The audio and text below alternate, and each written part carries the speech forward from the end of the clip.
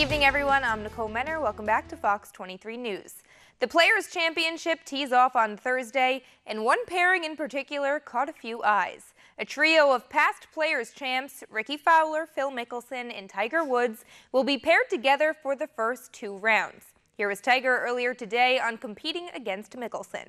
Now that we have an opportunity to play against each other again on the first day, when the gun blows, it's going to be fun. I enjoy either competing with him either on the first or second day or over this last day. It's always been a blast, and it's always going to be a challenge to try and beat him.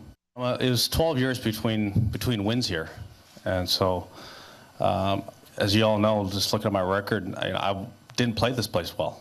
I struggle with it, and you have to play well here. There's no way of faking it around this golf course. You have to hit the golf ball well. The New Orleans Saints received some bad news earlier today. Running back Mark Ingram has been suspended for the first 4 games of the season after violating the league's policy on performance-enhancing substances. He's able to participate in all of the Saints' off-season workouts, training camp, and preseason games, but will not be allowed to practice or play through the first 4 games this season. Last year, Ingram led the Saints with 230 carries for 1,124 yards and 12 touchdowns, so it'll be a big blow to the Saints' offense to start out. It's do or die tonight for the New Orleans Pelicans as they're on the brink of being eliminated from the playoffs by the Golden State Warriors. But the Dubs have blown a 3-1 series lead before. Flashback to the 2016 NBA Finals, so never say never.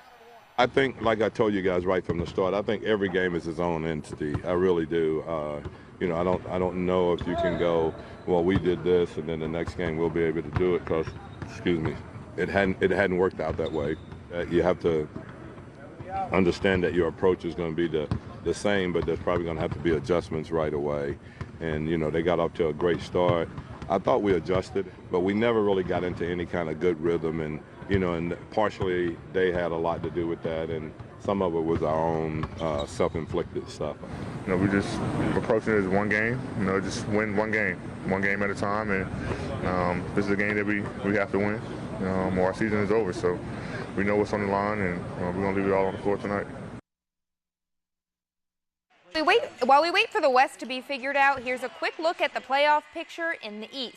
The Cleveland Cavaliers swept the Toronto Raptors last night with a 128-93 Game 4 win. And listen to this, the Cavs have beaten the Raptors in 10 consecutive playoff games dating back to 2016. So King James will continue his reign and head to the Eastern Conference Finals for his 10th time in 12 years. And which team will have the honor or the nightmare of facing him? Well, it'll be the Boston Celtics or the Philadelphia 76ers. The C's had a 3-0 series lead, but the Sixers able to hang on and take Game 4 on their home court. So that series shifts back to Boston tomorrow night for Game 5, and things are getting pretty jippy in that one. Yeah. Yes. Looks nice. Looks nice. So we'll see who can take that. I'm all in on my Celtics. I think they'll be fine. LeBronto, that's what they call in Toronto. So I think the Celtics will be able to take down the Cavs easily. Okay, and then the Warriors maybe. And then I don't think the Celtics can take down the Warriors, but hey, we'll see. Not saying that the Pelicans are completely out of the picture. There's she always is truly a chance. a Boston fan, isn't she?